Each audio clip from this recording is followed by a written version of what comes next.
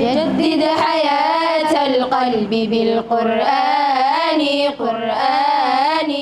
كي تطمئن الروح بالإيمان واتلوه بالآناء واستمطر به.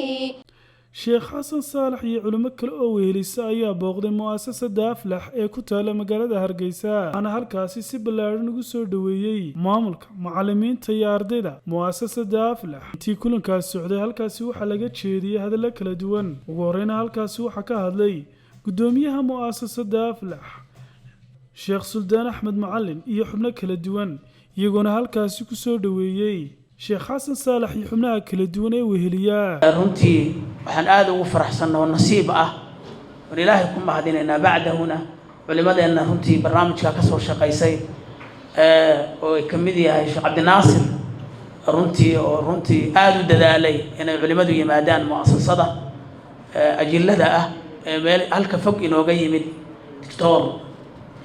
waliid iyo sheekh xasan iyo culimadeena badan ee halka fadhiyo dhamaantood heeganka u ah inay idin la qaybsadaan farax hawlahoodii iyo danahoodii ka yimid maanta oo dhan halka culimada ku sugayay iyaguna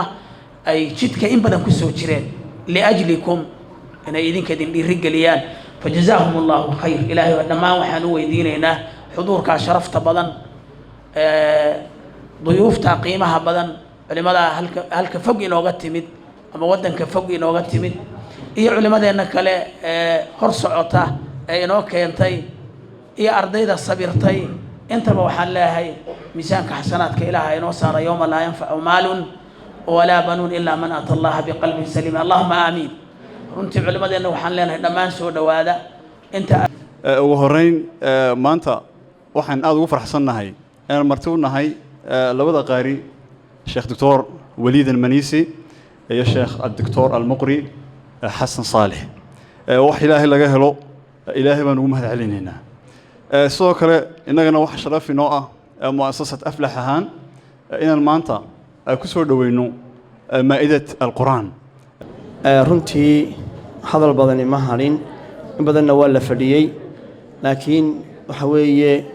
mashaayikhda inoo timina inaynu u ducayno ilaahay subxaanahu wa ta'aala inuu talaabada iyo dhibka ay soo mareen uu miisaanka xasanaadka u saaro innagana saas ilaahay ducaysano dhanka kale halkaasi waxa ka hadlay gudoomiyaha jaamacadda Islamic Minnesota Sheikh Al-Wali isaguna ka hadlay soo dhaweynta halkaasi loogu sameeyay فنسأل الله سبحانه وتعالى أن يبارك في معهد أفلح وفي صاحب الفضيلة الشيخ السلطان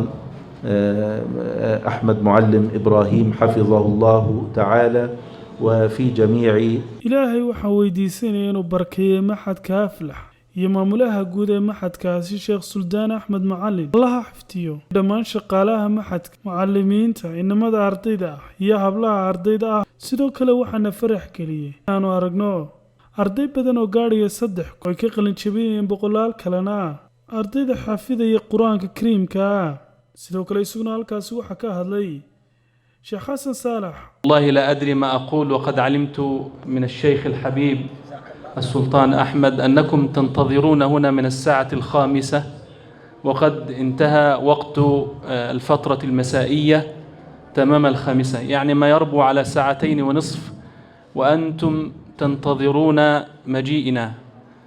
وماملكي معلمين مؤسسة في الحكومة هاد عليه سو دوينتي وسميين waxaan ka ogaaday Sheikh Suldaan Axmed Macallin inaan sugayseen saacado badan ku sugayeen inaan idin nimaadno